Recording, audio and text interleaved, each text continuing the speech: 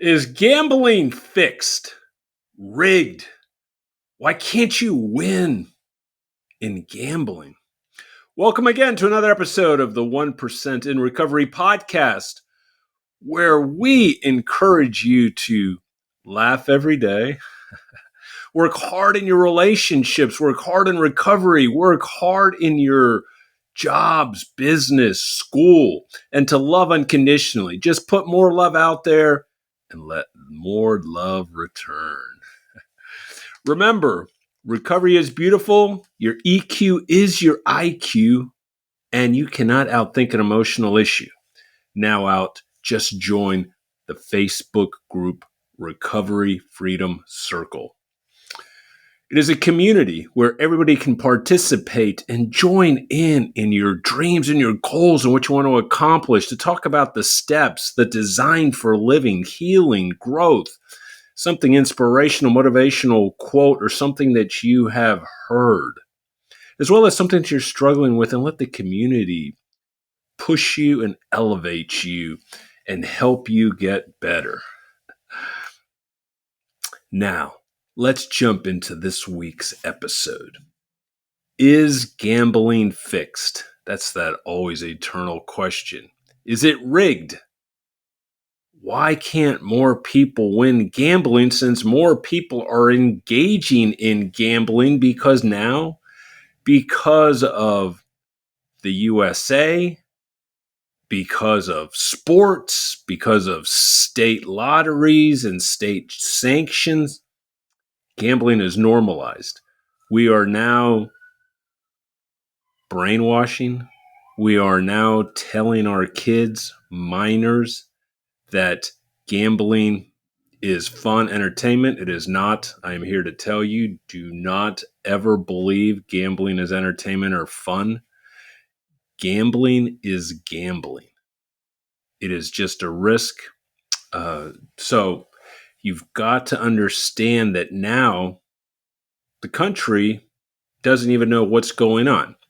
Now, there's been a lot more talk about NFL games being fixed.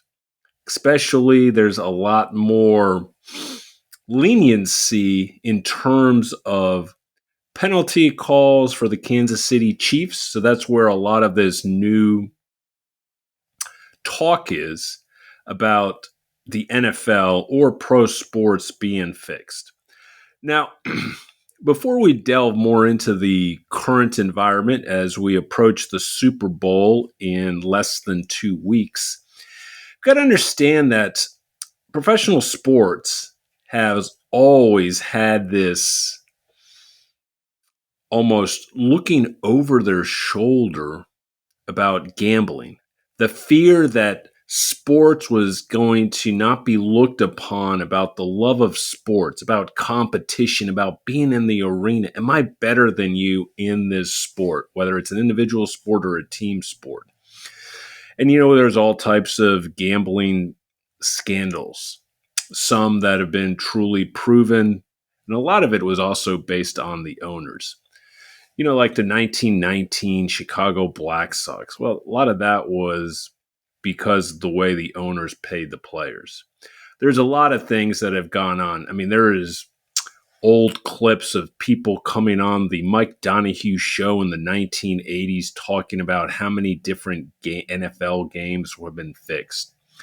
You can talk about horse racing, boxing matches, so much out there. Then these are actually sports that are legitimized. Now, with AI and with phones, people are actually betting on ping pong, women's basketball in small third world countries, badminton, all kinds of just weird, non-documented sports. I don't even know if these games or these events truly take place, or you're just technically just playing a video game. And you can actually also bet on video games. You can bet on gamers. You can bet on so much on all these different platforms. That is what is scary.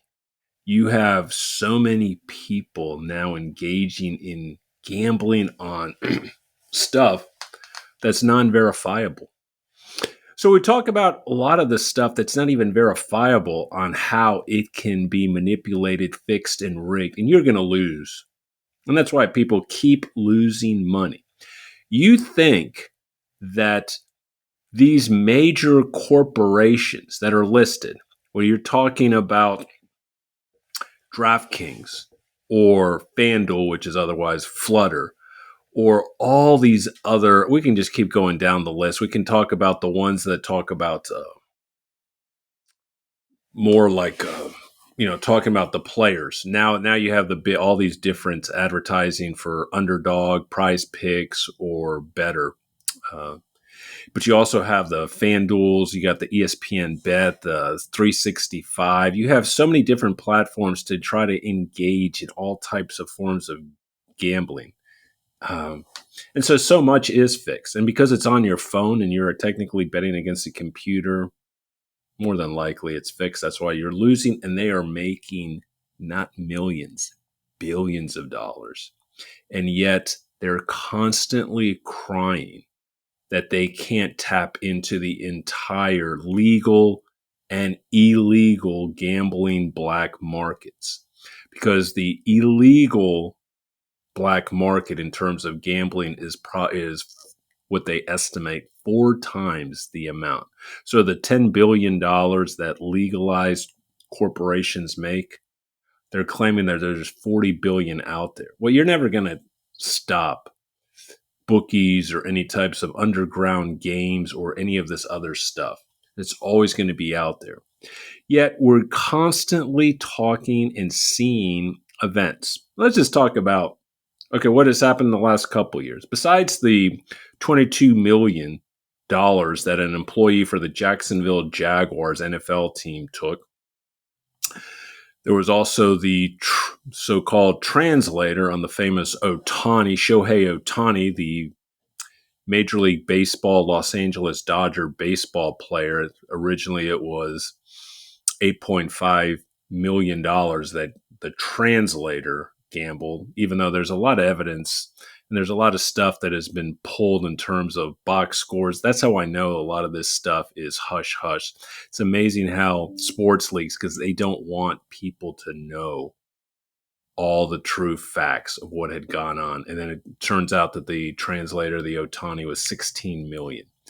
You're talking about a lot of illegal, recently here in the month of January, illegal slot machines throughout the state of Florida. We just found out here last week that here in Texas, the Texas Lottery has, in connection with lottery.com, by putting lotteries now on your iPhone, on your Samsung phone, on any types of these phone apps, it's much more susceptible to rigging and things being fixed. And yet people still think that they want to believe that they have a chance to win. Let's say it's a lottery and it's several $1,000,000 or hundreds of $1,000,000, depending if you're playing Powerball or if you're trying to make a few $100s, a few $1,000s on a specific NFL game, or you're doing a prop bet, or you're doing live betting. There's so much out there that's so easily fixed, whether it's a statistician for a prop bet, or it's a timekeeper to start or stop the clock, give yourself more time, or it's a referee or some type of official, or as an exact player. There are so many things, NFL players, have been now banned from the NBA. NBA players have been banned because of prop betting on how many 3-pointers they will hit, and not knowing when anytime there's a blip and there's more action on anything that's considered more random, like a prop bet or a live bet, or some type of total, that is going to be scrutinized, and they will find out whether or not you did it or a family member placed the bet, and then you will ultimately be found out. No different than the Texas Lottery. It's amazing how the person that was running the Texas Lottery for over 15 years, man by the name of Greg Grief, and he all of a sudden decides to retire. of course, from a well-paying job, because there's going to be a lot more scrutiny, auditing of what was going on. Everyone always wants an edge. It's no different than all the different scandals that have happened on Wall Street using supercomputers to try to get an edge on trading. Everyone's trying to just get rich quick. And that, to me, is the biggest question. Why gambling is dangerous for the United States? Because it gives you the idea that you can have a good life by not working. And what do I always say? Work hard. Work hard in your relationships. Work hard in recovery. Work hard in your jobs, your business, school, learn. You've got to just work. Work hard at the gym. If you want to have a good body, you just got to work. And that's the most dangerous thing about gambling. It puts in this lazy, non-work ethic into people. You can't get anything in life without actually working. And that's what I constantly want to push, and what I push upon in the Recovery Freedom Circle. If people truly want to deal with recovery, you got to work. You don't just sit your ass in a meeting and then magically get the 12 steps. You actually have to work. And if you want it to be done quickly, efficiently, and with someone who's an expert like me, it can be done in 18 weeks. So there's a lot of things out there that are fixed, that are rigged, and it comes within the gambling sphere. And so I encourage people, stop gambling. You're never going to win, because the corporations, the casinos, the sports books, they have all the, first of all, they have all the odds. They also have all the resources. They're going to manipulate you with advertising. They're going to manipulate you with giving you one free spin, some extra money. You can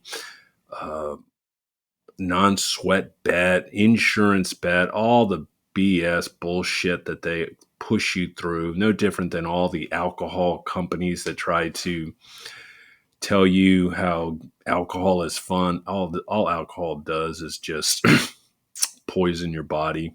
Same thing with fast food. It's all the chemicals and all the BS that now they're constantly putting in, that it's not the same fast food that it was 40 years ago. So gambling, alcohol, fast food, all poison in one way or another to your body, to your financial health. You're never going to win. Enjoy the people that are around you, the people that are in your life, and enjoy work, enjoy life, enjoy love, and just make sure that your life is wonderful. Like I always say, life is wonderful. Now we'll conclude this episode of the 1% in Recovery podcast.